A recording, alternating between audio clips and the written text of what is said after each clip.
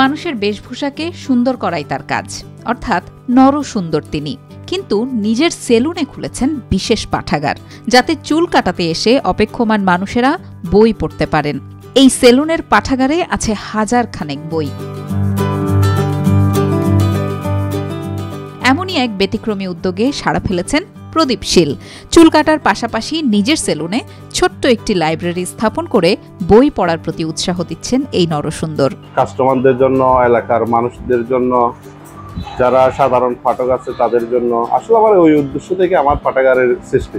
আমার হাতে এখন আছে অটোম্যান এম্পায়ারের একটা বই। আমার হিস্ট্রি পড়তে খুব ভালো লাগে। আমার মতো অনেকেই আছে যাদের হিস্ট্রি পড়তে অনেক ভালো লাগে। তো আসলে আমার কোনো একটা হিস্ট্রি পড়তে পড়তেই আমার সময়টাও কেটে যায়, ওনারও হ্রাস হয় না বেশি একটা। যারা আমাদের বন্ধু আছে বা মানুষজন আছে, তারা আসে, হয়তো একজন চুল কাটলে আরেকজন তাদের বইগুলো, পছন্দনীয় বইগুলো পড়তে পারে। নিজের লাইব্রেরি সেলুন নিয়ে অবশ্য বেশ খুশি প্রদীপ শীল। নামের অর্থের মতোই প্রদীপ চান বইয়ের মাধ্যমে সমাজে আলো ছড়াতে। প্রজ্জ্বল পাঠাগার দেওয়ার অর্থটা হচ্ছে, আমার লেখক নামটা হচ্ছে প্রদীপ প্রজ্জ্বল। আমার 2023 প্রজ্জ্বল পাঠাগার সাহিত্য পুরস্কার ঘোষণায় অলরেডি পুরস্কার দেওয়া হয়েছে আমাদের দেশের 6 জন খ্যাতিমান লেখকদেরকে। ওইখানে একটা স্মারকও বের করা হয়েছিল, ওইটার নামও দেওয়া হয়েছিল প্রজ্জ্বল। সাহিত্যের প্রতি ভালোবাসা শুধু লাইব্রেরি গড়ে তোলার মাধ্যমেই তিনি সীমাবদ্ধ রাখতে চান না। এর মধ্যেই তিনি লিখেছেন 9টি কবিতা ও ছড়ার বই। এমন সব্যসাচী নাপিতের তাই পরিচিতিও আলাদা।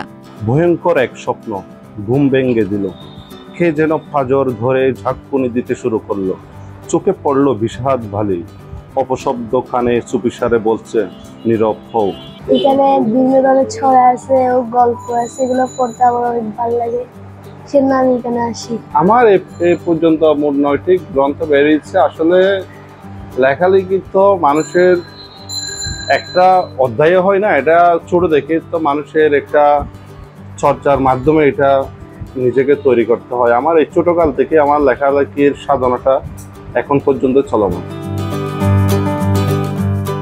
আর্থিক টানাপোড়েনের কারণে একাডেমিক পড়াশোনা বেশি দূর চালিয়ে যেতে পারেননি প্রদীপ শীল। পড়াশোনা থেকে ইস্তফা নিয়ে খুলে বসেন নিজের সেলুন।